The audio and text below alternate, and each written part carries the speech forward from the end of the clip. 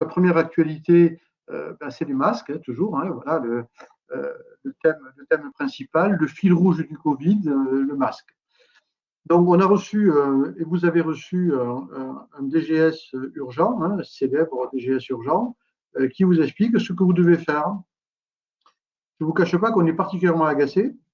Et d'ailleurs, on a fait une réunion avec Karine Wolf, Pierre Béguerie et Philippe Bessé, parce que tout le monde, tous les quatre, on a immédiatement réagi quand on a vu arriver cette nouvelle doctrine sans avoir été averti, sans avoir été informé de la moindre modification de ce DGS urgent. Donc, je pense qu'il va y avoir une réaction de la part de nous quatre qui va être assez bien sentie et assez sévère, parce qu'on n'est pas des exécutants. Les pharmaciens sont des partenaires de cette crise et ils doivent être respectés comme partenaires. Donc, pour ce DGS, la nouveauté, c'est que d'abord, on va avoir un petit peu plus de FFP2, mais pas tout de suite. Hein. Dans quelques jours, on ne sait pas combien, mais on sait qu'on va en avoir un petit peu plus. Donc, si on en a un peu plus, on est autorisé à en donner un petit peu plus. C'est une très bonne nouvelle. Et donc, on explique qui est prioritaire, bien sûr les dentistes et également les médecins. Et on va voir ce qu'on va pouvoir donner, mais il ne va pas falloir se faire beaucoup d'illusions encore pendant 15 jours. La seconde chose, c'est qu'il y a un nouvel acteur qui peut bénéficier des masques chirurgicaux, ce sont les opérateurs funéraires. Voilà, donc ça, c'est la nouveauté.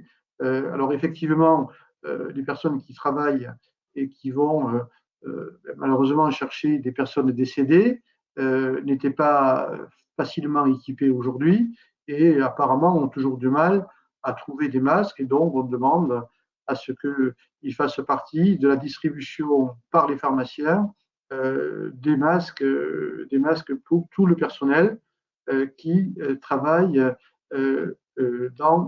comme opérateur funéraire.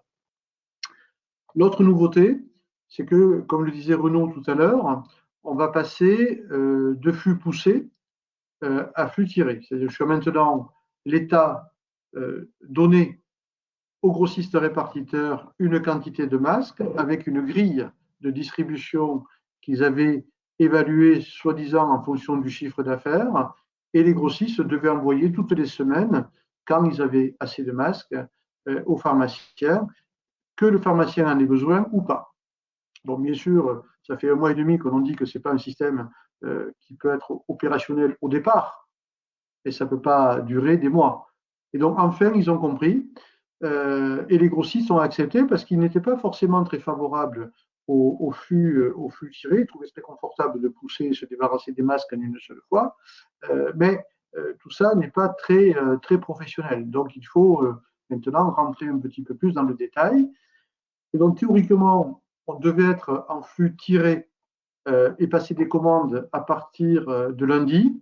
Alors, ce sera reporté à jeudi, tout simplement parce que les grossistes ont reçu tardivement les derniers quantités de masques qui vont être poussés. Ils les ont reçus juste en fin de semaine. Donc, ça va encore repousser dans les pharmacies, même si vous en avez, même si certains pharmaciens arrivent à dire aux grossistes qu'ils n'en veulent pas. Et les grossistes respectent à ce moment-là, et donc il n'y a aucun envoi chez ce pharmacien. Mais le passage en commande se fera à partir du milieu de la semaine prochaine, de jeudi, pour les masques chirurgicaux.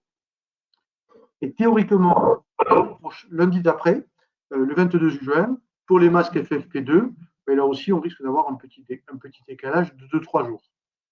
Mais c'est 1 mois et demi de combat pour arriver à cette solution qui nous paraît, bien sûr, à tous, plus adaptée. Et en gros, on dit maintenant, on doit être sur un système d'approvisionnement beaucoup plus fluide et pas recevoir un carton de boîte de masques sans savoir ce qu'il y a à l'intérieur. On ne sait pas quel jour de la semaine, on ne sait pas quand, on ne sait pas combien. Et d'ailleurs, vous avez remarqué qu'il y a une semaine qui a été perdue et qu'on n'a pas reçu. Ça veut dire quand même qu'il faut que les grossistes aient des stocks et que les pharmaciens aient des stocks pour assurer la fluidité. Par contre, comme on est toujours à flux tendu, il y aura une vigilance particulière demandée par le ministère est faite par les grossistes répartiteurs pour que les pharmaciens n'en commandent pas plus que ce qu'il faut. Et donc, il y aura un contrôle sur des quantités qui seraient anormales, comme on a des contrôles aujourd'hui par les grossistes répartiteurs sur certains médicaments sensibles.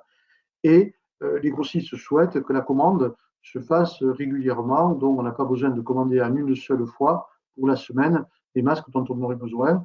Et voilà, ça se commande par 10 boîtes et ça fait partie d'un approvisionnement régulier d'un produit que l'on va continuer, je ne sais pas jusqu'à quand, à mettre à disposition des professionnels de santé et de ceux qui sont aussi associés aux soins ou en contact avec des malades.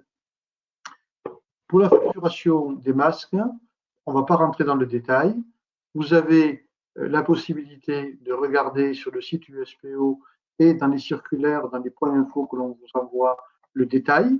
Et on a décidé, et je voudrais remercier Sylvie Parang qui a passé beaucoup de temps à faire une vidéo qui va être une vidéo explicative qui va durer entre 5 et 6 minutes, qui va permettre d'expliquer comment on facture en fonction des différentes situations, patient Covid, patient contact Covid, patient à haut risque et les différents professionnels pour aider vos équipes à facturer avec le numéro fictif du médecin, le numéro fictif du patient ou la carte vitale dans certains cas avec l'ordonnance.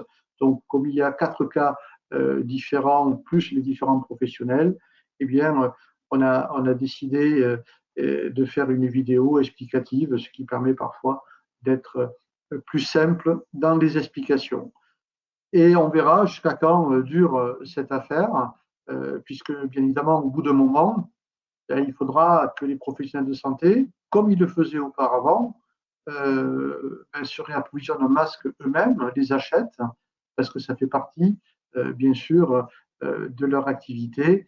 Et donc, je pense qu'à la fin de la période Covid, peut-être on va encore passer l'été, mais je pense qu'au bout d'un moment, cela s'arrêtera aussi quand les professionnels pourront se réapprovisionner par leur circuit habituel, ce qui commence à être le cas, puisque ça y est, les masques arrivent sur le territoire national de façon beaucoup plus régulière, sauf encore les masques FFP2 qui sont encore très tendus. Donc voilà le point sur les masques.